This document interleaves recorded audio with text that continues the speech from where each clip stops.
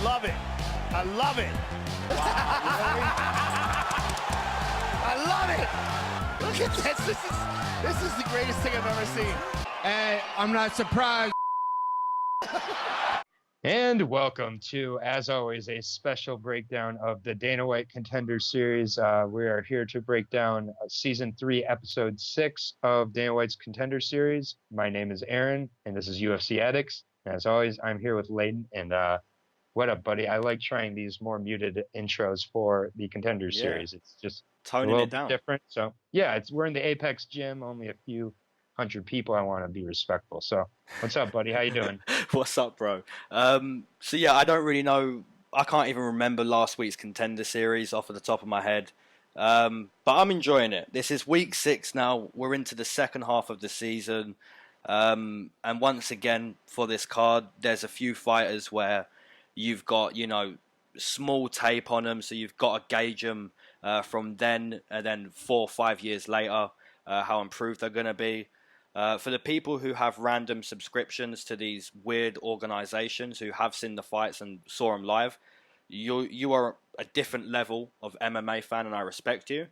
But yeah, I always enjoy doing these breakdowns for Contender series. I love that we get these nights every Tuesday night, and then Saturday night is the UFC cards, and even PFL midweek. So yeah, I'm excited. Yeah, well, before you just glaze over, I'm not going to forget about Billy Quantillo, who I picked last week. Yeah, I remember now. Yeah, so he came out and in the third round just went Nate Diaz on him, put his hands down and said, I want to make it to UFC, and put away Camila Kirk.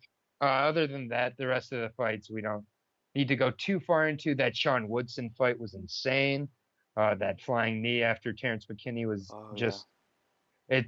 you're seeing with some of these lower level guys, you saw in the J.J. Okanovich fight too, they get the back and they just stay there. And getting and keeping the back requires a lot of effort. It gasses your legs out. And we're seeing a lot over the last week or so, I've noticed, with both the main UFC with Sarah Frota and in this Contender series, of fighters kind of squeezing with their legs for over a round. And every fighter can do that, but it's a way of gauging your whole gas tank. And then, not to spend too much more time on this, but I thought it was a weird statement by Dana White saying that if Jordan Williams would have won that split decision, he would have gotten a contract. Mm-hmm.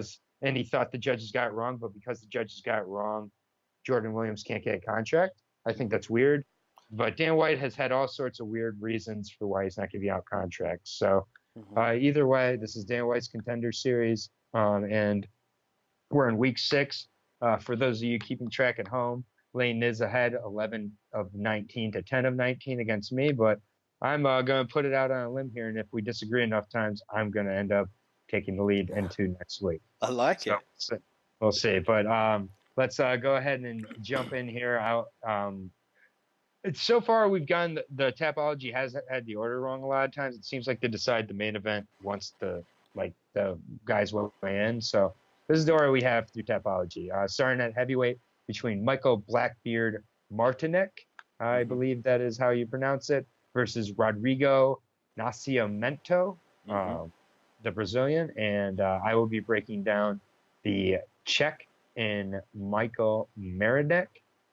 He is 6'2". He's 230, so definitely not one of these guys who's having to cut weight to get to the 265 limit. And not necessarily a bad thing. I think heavyweight is one of these divisions where you can be the significantly lighter guy and be at the advantage at times. So it's all about style and all about cardio, really, this in every division for MMA. Michael Martinek is 7-0, 3 TKOs and a submission. So he's had a few decision wins in there, which I like to see out of a heavyweight especially. From what I've seen of Michael, which isn't much, or Mikhail, I'm not sure how you pronounce it, but he seems to be a heavyweight who's light on his feet, can unload strikes in volume at times and stay on the move from a distance. So these are all things I would really hope for out of a 6'2", 230 heavyweight. I would hope they weren't slow and plodding and relying on power. So I think as he gets crowded, he tends to go for body locks, and has a variety of drops I've seen from those. So I do like that he seems to have a plan no matter where the distance is. It seems when they getting close, he goes to the grappling. When they stay at a distance, he kickboxes. So looks to be a natural heavyweight.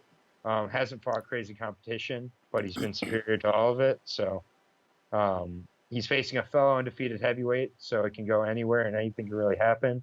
I'm going to take Blackbeard to get the decision win here, though. So I'll take Michael Martinek to get the decision. The guy he's fighting hasn't fought in 2 years. So, again, these long layoffs with undefeated heavyweights, it's hard to tell. But I'll go with Michael Martinek. Fair play. Okay, so we have Rodrigo Nascimento. Comes into this fight 6-0 as a pro. And in all honesty, I really haven't seen too much tape on this guy. I've seen more tape on Martinek. And your breakdown, you mentioned that you hadn't seen too much tape yourself on Martinek, but your breakdown was pretty much spot on, in my opinion. Very light on his feet, weighs in at 230, and looks very, very decent, like a strong grappler, like you said. I will mention that when on the mat, he looks to move to side control a lot. That seems to be his favorite position on the mat.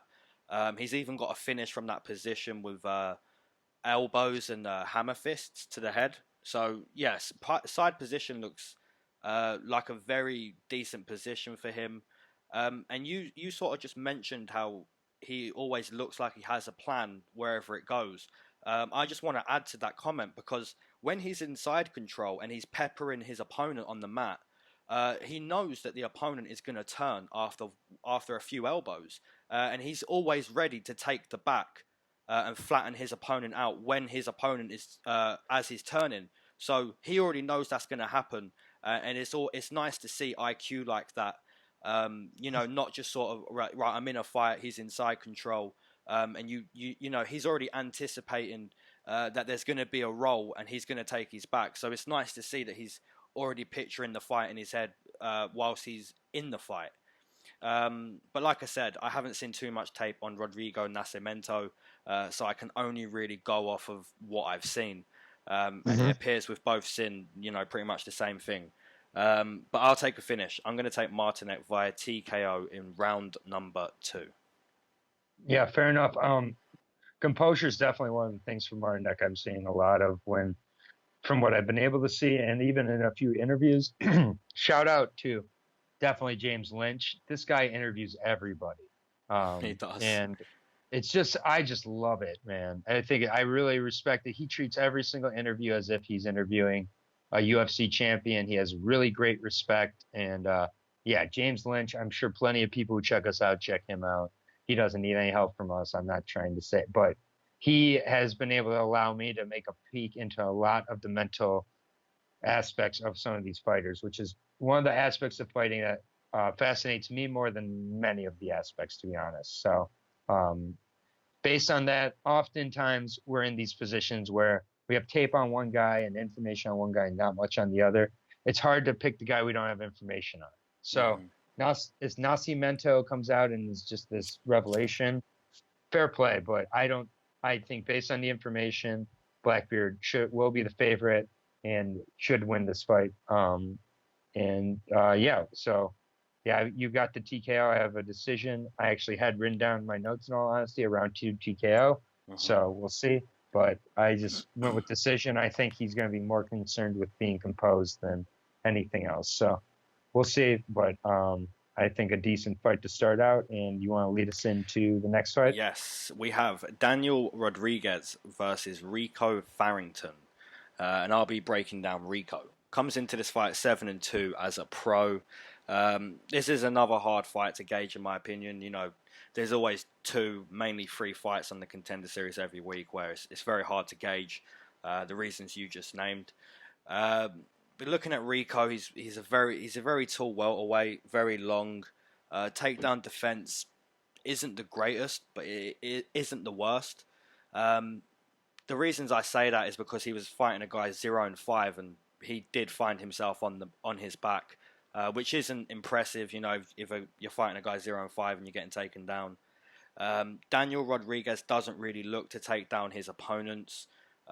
He seems to be just kind of stalking forward. Doesn't seem too urgent in his fights.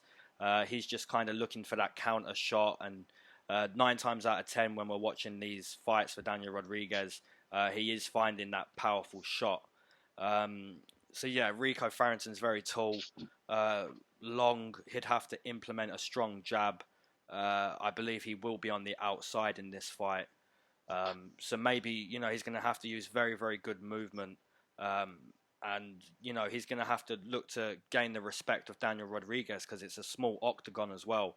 So there's even less room to move in. Yeah. It's a tough one, man. Daniel Rodriguez, like I said, the thing I'd worry about here is in his fights, he doesn't look urgent to score. So in his mind, he's just waiting until he TKOs his opponent.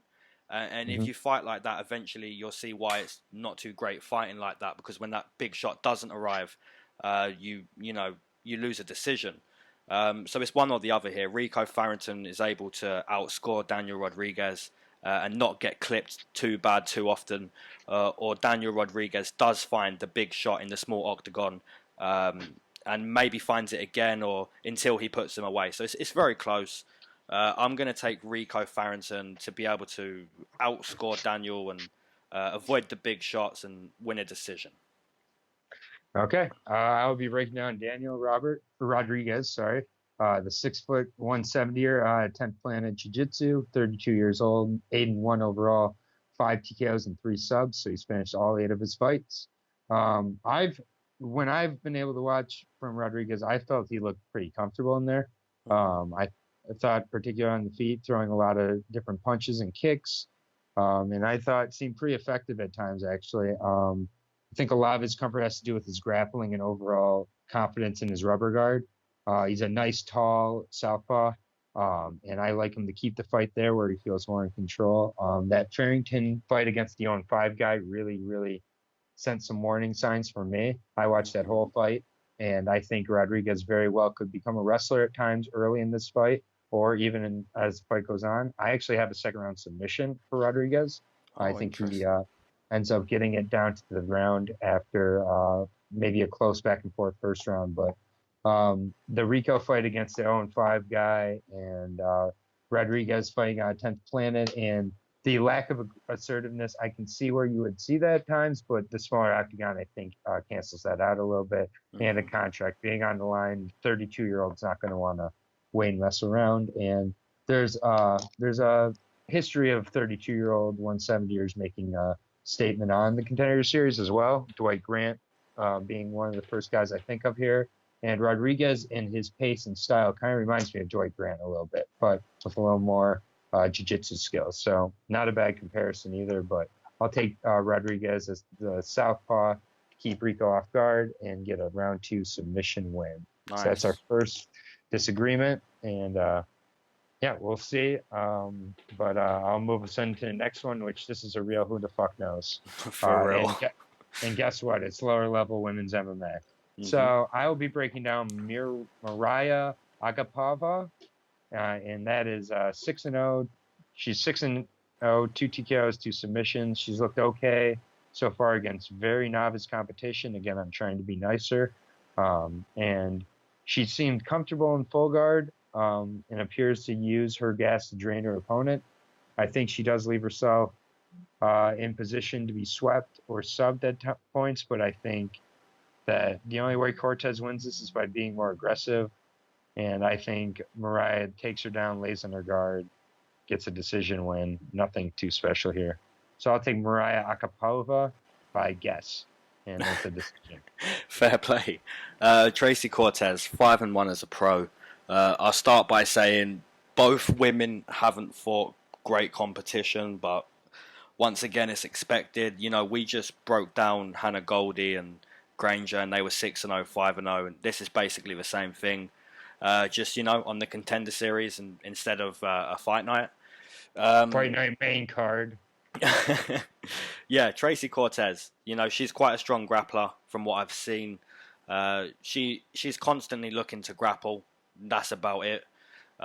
Maria, same kind of thing. She can basically do everything, but it's a low-level fight and it's not too impressive. She was nearly armbarred a couple of times in a fight that she won. And it was horrible, the stoppage, because she was just pounding on this girl, and the ref just let her eat like 30 more shots.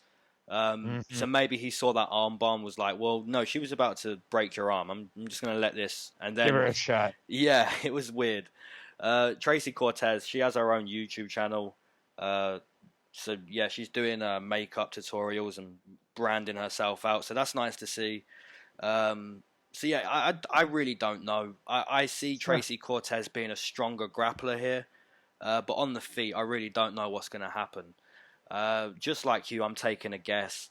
But I'm going to guess with the one that's been a little bit more impressive to me watching tape, and that's Tracy Cortez. So I'm going to take Tracy Cortez via decision. Okay, fair disagreement there. I don't know. I'm with you, mate. I don't think anyone knows. I don't think we should even count that in the season, but it should count only if Maria wins. We're going to count that, mate, because Daniel Rodriguez levels it up, and that's where I take the lead again. That's fair. Fair enough. Let's go back to agreeing here, which I'm going to assume we're going to do so in this next fight. And it's that's a high assumption, by the way. Mm-hmm. I mean that literally. Stephen the Ninja Nguyen versus what is your guy's name? Elon Cruz. I was about to say Elon Musk. Elon Cruz, and this is at 145. Let's just get this breakdown up. Oh, okay, here we go. Stephen the Ninja Nguyen, that is really his nickname. He's Asian. 6-0, has 11 straight wins if you include his amateur bouts, which I'm taking a little note from Paul Felder, who said a few weeks ago, you really got to take these guys' amateur bouts into account as well. So I'm just doing that. That's my Paul Felder impression. Let me know in the comments what you think of it. I'm sure it's great. Anyways, he definitely has a high belief in himself, that being Stephen Nguyen. He's had his eyes on the UFC most of his career. I've watched all of his fights, which have all happened in the same organization, which is EFC. And after each fight, he's got an interview where he said he wanted to be in the UFC, and the announcers are like yelling every time he lands a punch. So I've had to listen to a lot of his fights just on mute, because the announcers have really seemed to get behind this Stephen Nguyen guy. He's got a Taekwondo and karate background, which they'll remind you of plenty. If you ever watch any of his fights, throws a lot of unique strikes. In Cruz, this is by far his toughest opponent of his career. So far, he's risen up the competition, but not against really great guys. And one thing he's shown is he has gas in the later rounds to finish, which is always something I like to see in these lower level guys, with all due respect. So I think if Nguyen keeps it standing, he's definitely getting a finisher or maybe a decision win, but I'm just not sure about his takedown defense. I'm going to give it to Nguyen by TKO in the third round. I do hope Steven stays kind of composed. He came out really wild in his last fight against a 3-2 guy, and that guy got several takedowns early on.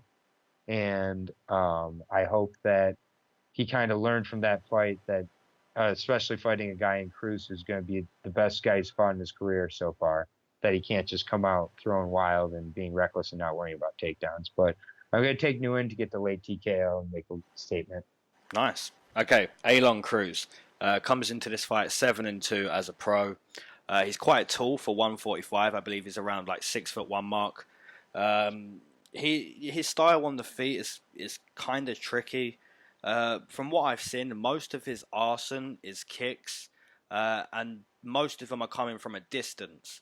So then you start to see him being grappled quite a lot in his fights, and then you realize why. You know, when a guy like Elon Cruz is coming out to fight you at a distance, and he's kicking you from afar, and you're not even in range to land, it forces you to close the distance in frustration and find yourself in the clinch, even if you don't want to be in the clinch.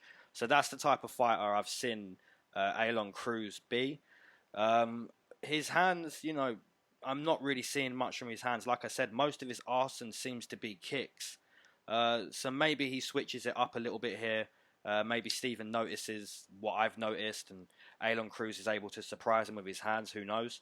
But I pretty much agree with everything you said. I think Stephen Nguyen is technically very good in most of those fights.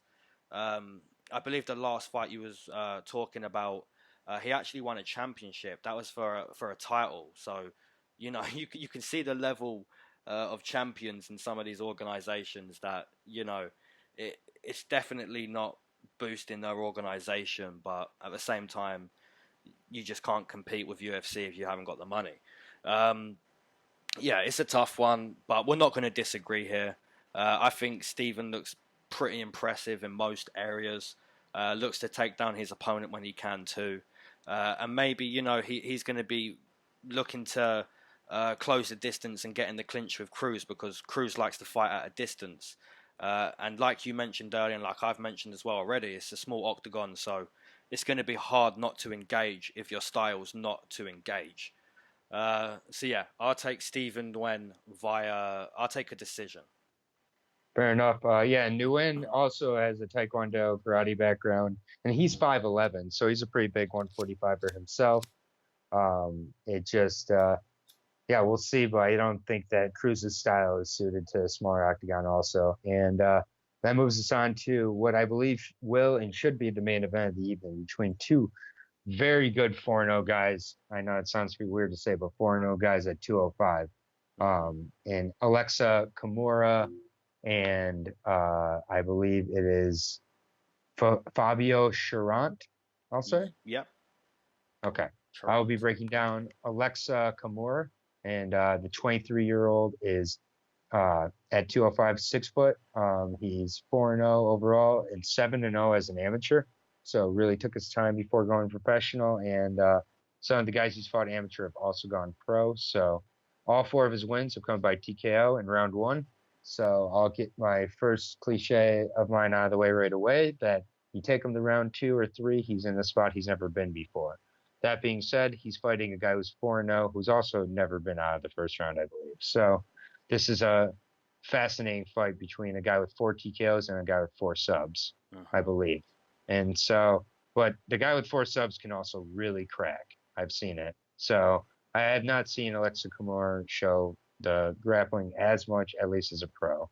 But he's a training partner of Stipe, and what this appears to be is a striker versus grappler matchup here, both being finishers, as I said. I've been able to watch all the pro fights of Camur and quite a few of his amateur fights. He does a really good job of picking his shots and fighting the fight at his pace. I think avoiding the grappling will be easier than avoiding the striking with the small octagon, actually. And even if he gets Alexa down, I think Alexa can survive. I see another first round TKO for Camur here. I'm a huge fan of what I've been able to see. And he's 4-0, yes. He's also 7-0 as an amateur. So he's got some decent experience training with Stipe leading up to Stipe's next fight. I've got to imagine is an incredible training environment, because Stipe has to be one of the most focused guys in all of UFC right now. So yeah, I'm going to take Camur by first round TKO, but I would not be shocked at all if Fabio got a first round finish, and if that first round finish was a TKO. Nice. I think it's going to be explosiveness for however long this lasts. Nice. Okay. Fabio comes into this fight 4-0 as a pro. I'll start by saying you've absolutely nailed that fight there. There's not much for me to say. Just pretty like, easy one to break down if you look at it, to be honest. Yeah. Just like what you said with Colby and Robbie Lawler like 20 minutes ago, you've nailed that main event. So Fabio, 4 submissions, Alexa 4 TKOs, striker versus grappler, like you said. It's an interesting one, man. It's very, very interesting. I will highlight a weird fact. Fabio has had 4 amateur fights and 4 pro fights, and he's fought a guy named Ron Marshall 3 times. It's pretty interesting. So his first 8 fights. Has he beat him all 3 times? No, he lost a decision, and then in the next 2 he got chokes. So he's won the trilogy against Ron Marshall. So what's Rob Marshall's current record? I'll look it up. Go ahead, break it down. I'll get please Rob do. Marshall's info. Because I just found that a little bit hilarious that he's fought Ron Marshall like 3 times in his 8 fights. Cherant Marshall rivalry. We all know about that. Yeah, so a heated little rivalry there. I saw a sit you done. I forgot about that. What's that, mate? He's out Sit Yudong, Muay Thai. That's Oh, right, in yeah. Boston. Yeah, with what's his what's the coach's name? Anyways, go ahead. I'm sorry. That's all right, mate. So yeah, you've nailed this one. If Fabio wins, it's probably going to be a sub. If Alexa wins, it could be a TKO. But like you said, both guys haven't gone too far in their pro career, so it's going to be a very interesting one. But the highlight for me is, like you said, Alexa is a teammate of Stipe. He's training around some animals, man. So I can only assume that he's going to be able to keep up in the grappling here and win the striking battle. So I'm going to take. I'm going to be a little bit more respectful. I'm going to take Alexa to go the full 15 minutes and win a decision. Okay. Well, fair enough. I didn't mean disrespect by picking a first round finish. It's just how I see the fight going. I think we could have several first round finishes on this card. Mm-hmm. Ron Marshall is currently on a 4-fight losing streak, 0-2 as a professional. So he decided that going into his professional debut on a 2-fight amateur losing streak was a good idea. Turned out it wasn't. He's now on 0-2. I don't think we're going to see him on the Contender series. He's 32 years old. Ron, if you're listening, what up? I will say this. If Fabio turns out to be a superstar like 6-7 years from now, and he's like the highest level of guy that we know, if it does happen, right? Ron Marshall fought him 3 times. It's just hilarious. I mean, Ron Marshall, Ron Marshall as an amateur was, let's see, I know we're talking about too much. First of all, Ron Marshall's first fight was originally supposed to be against Jorgen De Castro. So I know we're talking about something strange here, but tell me another Contender series that's going to be talking about Ron Marshall's trilogy war with Fabio. He was 2-8 as an amateur before deciding to go pro. There you go. And then he went 0-2, getting submitted in both of his professional appearances. He just appeared in April of 2019, so he is still active. Yeah, in air he's quotes. coming through. So, Ron Marshall. Yeah, watch out for Ron Marshall, the 351st ranked pro light heavyweight currently in America. He's ranked 7 out of 7 New York pro heavyweights. Okay, so how many disagreements is that? 2? It's 2, and I will have the lead going into next week as long as Mariah can come through for me. Okay. I'm not sure about that one though, but I feel confident in my boy Rodriguez. And if you've listened to this, as always, you're a fucking savage. We appreciate you. And you win double the breakdown if you get all 5 of these fights right in the round. I decided to say that, so I'll pay for that on my end. But enter into the giveaway at the bottom. But thank you all for listening. And I hope you appreciate the Ron Marshall facts. And me and my boy Ron Marshall are out. Peace. Peace out, guys.